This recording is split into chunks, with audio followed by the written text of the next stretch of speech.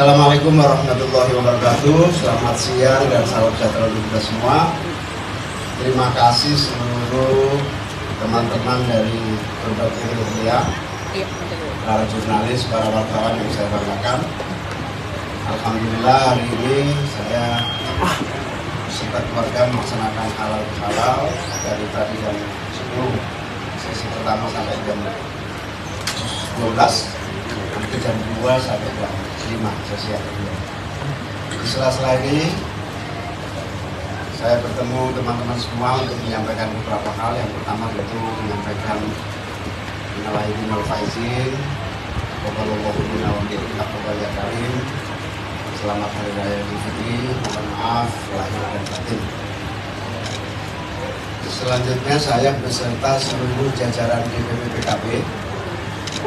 Ada Sekjen, sahabat Hasan, ada Wakil Ketua Umum, sahabat Heri Bakuni, ada Ketua Fraksi Haji Cucu, ada Ketua Bidang Organisasi dan Keanggotaan, Pak Halim. Pada kesempatan siang hari ini menyampaikan beberapa hal pengumuman. Pengumuman yang pertama menyangkut pemilihan kepala daerah yang sebentar lagi pada bulan Agustus ya, pendaftaran pada bulan Agustus akan dilakukan pendaftaran secara resmi ke KPU, di mana pilkada ini diikuti oleh seluruh kepala daerah provinsi, gubernur maupun kepala daerah kabupaten dan kota, bupati dan wali kota. Tentu ini menjadi momentum yang sangat penting dan strategis buat bangsa kita untuk menentukan pilihan-pilihan pemimpin mereka di pilkada. Dalam konteks ini kerja besar karena serentak, sehingga lebih dari 508 atau tepatnya 508 kepala daerah di tingkat bupati dan wali kota, 37 gubernur provinsi seluruh Indonesia.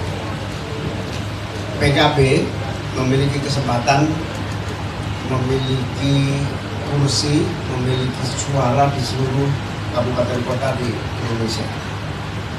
Dengan variasi bisa mengusung sendiri, berkoalisi dengan partai lain untuk memenuhi syarat threshold mengusung seorang calon gubernur ataupun calon bupati dan calon wali kota. Dalam konteks ini baik PKB mengusung sendiri maupun PKB berkoalisi dengan partai-partai lain di dalam mengusung calon. Pada kesempatan ini kami menyampaikan, mengundang seluruh kader-kader bangsa dari berbagai kalangan, dari berbagai profesi, terutama yang memiliki misi, memiliki gagasan, memiliki cita-cita untuk membangun daerah. Tanpa melihat latar belakang apapun, suku, agama, ras, golongan, dan partai apapun. Sehingga dalam kesempatan ini ingin saya sampaikan, mari seluruh yang berkeinginan menjadi kepala daerah silahkan mendaftarkan ke PKB. Karena kami tidak membatasi diri hanya kader, tetapi semua pihak, baik itu berbeda suku, agama, ras, dan golongan maupun berbeda partai. Dengan demikian, untuk pilkada yang jumlahnya sangat besar ini, PKB merasa harus membuka diri, tidak berpaku pada kader sendiri. Sehingga kita akan menilai kader bangsa pada umumnya dari berbagai lapisan, dari berbagai partai yang ingin diusung oleh PKB. Oleh karena itu, kepada seluruh masyarakat, tokoh-tokoh yang punya komitmen, yang punya calon, bahkan yang mau mencalonkan diri, kami persilahkan untuk mendaftarkan di masing-masing kantor DPC atau langsung ke DPP atau melalui online system yang sudah kami siapkan. Seperti yang tercantum di samping ini. Ini nomor di samping ini. Nanti akan ada sistem online yang juga siap menampung pendaftaran secara online. Tapi intinya sejak hari ini tanggal 20 April 2024 saya nyatakan PKB membuka pendaftaran. PKB membuka peluang kepada semua pihak, latar belakang perbedaan partai, latar belakang perbedaan agama, suku, golongan, semuanya boleh mendaftar yang ingin diusung oleh PKB. Tentu kami akan menentukan berdasarkan beberapa kriteria dan indikator termasuk visi dan misinya, sekaligus komitmen dan track recordnya, serta kapasitas dan kemampuannya terutama. Sehingga kami tidak melihat lagi kalau kader tapi kualitasnya rendah, ya tidak akan kita terima. Tapi kalau dari luar kualitasnya bagus, pasti insya Allah kami usung. Dalam kesempatan ini, saya dan teman-teman seluruh jajaran DPP, DPW, DPC sejak hari ini membuka kesempatan untuk seluruh warga, masyarakat, tokoh-tokoh yang ingin maju di dalam pemilihan kepala daerah. Kami bukan hanya siap mendampingi untuk kemenangan, tapi kami juga siap mendampingi untuk berbagai program-program yang harus diimplementasikan untuk menjadi visi misinya di dalam merebut hati rakyat untuk memilih. Demikian saya sampaikan terima kasih. Kalau ada tambah cukup ya. Terima kasih. Kalau ada pertanyaan saya persilakan.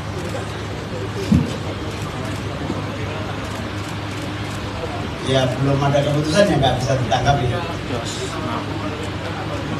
Ya belum ada kesimpulan. Pokoknya kita konsentrasi berdoa hari ini sampai tanggal 22. 22 itu belum tentu pagi juga bisa sampai malam. Saya tunggu, kita semua menunggu saja. Nanti hasil akhirnya kayak apa nanti kita akan bisa bersama. Terus.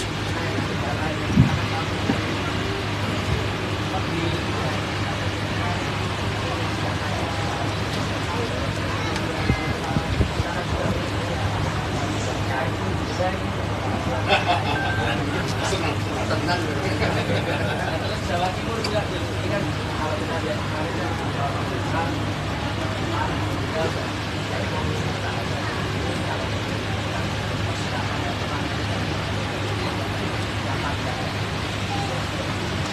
Oke, jadi kami belum bisa memutuskan siapapun calonnya untuk DKI, Jawa Barat, Jawa Timur maupun di mana-mana.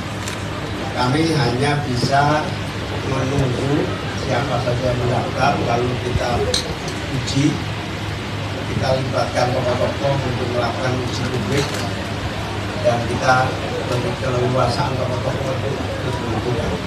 Jadi penentuannya nanti bukan hanya semata-mata ditentukan oleh PKB, tapi betul-betul ditentukan oleh harapan pada masyarakat pada umumnya. Tentu faktor elektoral juga menjadi salah satu pertimbangan. Sekali lagi saya tegaskan, tidak hanya faktor kader hanya salah satu.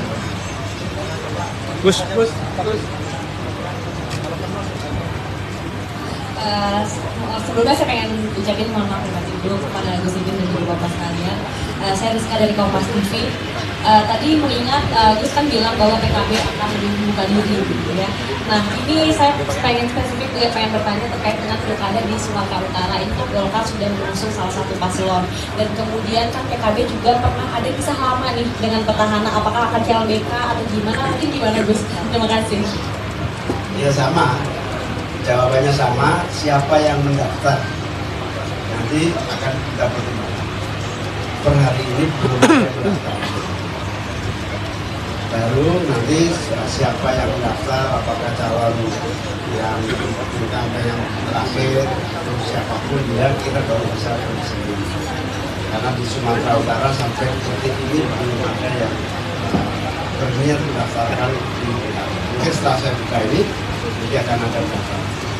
Untuk di DKI Jakarta kemarin kan Nasdem sudah peluang bahwa untuk mendorong lagi Pak Anies sebagai keduanya. Nah ini apakah ada pembicaraan kami juga tertarik membawa Pak Anies untuk dipilih? Terima kasih. Mas Anies dan saya masih konsentrasi pada menunggu keputusan itu. Jadi tidak ada satu sikap atau niat dari Mas Anies untuk maju di pilkada. Nah, detik ini tidak terlintas pun itu maju pilkada, karena kita masih harus melalui proses pilpres yang sampai masih. Untuk tanggal 22 nanti, itu Gus Imin dan Pak Anies apakah akan langsung datang? Untuk tanggal 22 nanti, Gus Imin dan Pak Anies apakah langsung datang ke MK untuk menyaksikan sidang putusan? Itu yang pertama. Terus yang kedua, ada nggak sih Gus tokoh di luar PKB yang sejauh ini sudah masuk dalam radar PKB gitu? Udah, wah ini kayaknya menarik nih untuk dicalonkan dari luar PKB-nya itu sendiri Gus. Terus kemudian yang ketiga, ini sidang putusan, apakah sudah ada komunikasi dengan dua paslon lainnya gitu terkait dengan sidang putusan nanti? Makasih Gus. Yang pertama, belum ada kepastian apakah MK mengharuskan saya sama Mas Anies tidak. Kalau tidak ada yang mewajibkan, tentu kita belum bergerak. Tapi kalau MK mewajibkan kita datang, ya kita datang. Intinya kita masih menunggu perkembangan di MK. Yang kedua, sampai detik ini belum ada satu tokoh pun yang khususnya saya sebagai ketua umum ya mengincar atau kita pilih itu belum. Saya nggak tahu kalau tim-tim yang sudah berkomunikasi di belakang. Sudah banyak yang melamar ya, sudah banyak yang melakukan pendekatan, tapi belum tahu saya ke siapa dan siapa. Ada lagi silakan. Satu lagi. Terus izin bertanya soal dinamika nanti pasca MK ini kan kemarin Gus Muhaymin mengupload dan juga share di Instagram setelah cuti lama dari DPR. Nah ini kemarin ditanyakan kepada Pak Muzani, beliau menyatakan bahwa sebenarnya komunikasi dengan PKB itu sangat jos. Nah ini nih gimana nih jos yang dimaksud oleh Pak Muzani, dan apakah juga mungkin pasca putusan MK ada kemungkinan Gus Muhaymin dengan Pak Prabowo untuk membahas komunikasi? Terima kasih. Iya, saya memang satu kantor dengan Pak Dasko, tapi sudah berbulan-bulan saya nggak pernah ketemu. Dan ya sejak pilpres pendaftaran sampai kemarin itu baru pertama kali ketemu. Sehingga kalau itu diupload sebagai bagian dari apa yang kebetulan pimpinan dewan yang selalu hadir saya sama Pak Dasko. Sehingga bagian dari pengumuman sejak sekarang saya masuk lagi di DPR. Nah, jadi tidak ada makna yang lain ya, karena Pak Dasko juga nggak pernah ngajak ngomong apa-apa sih.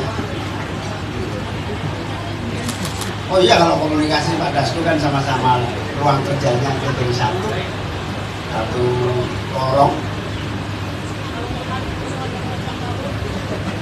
Belum ada gambaran. Ini sudah diajak tadi Gerindra Belum.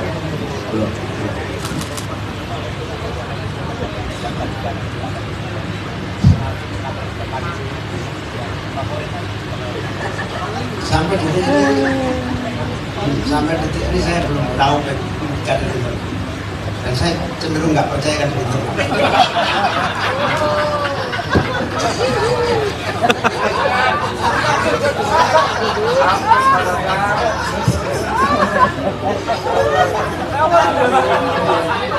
Kenapa tuh Gus? Nggak ada alasan loh.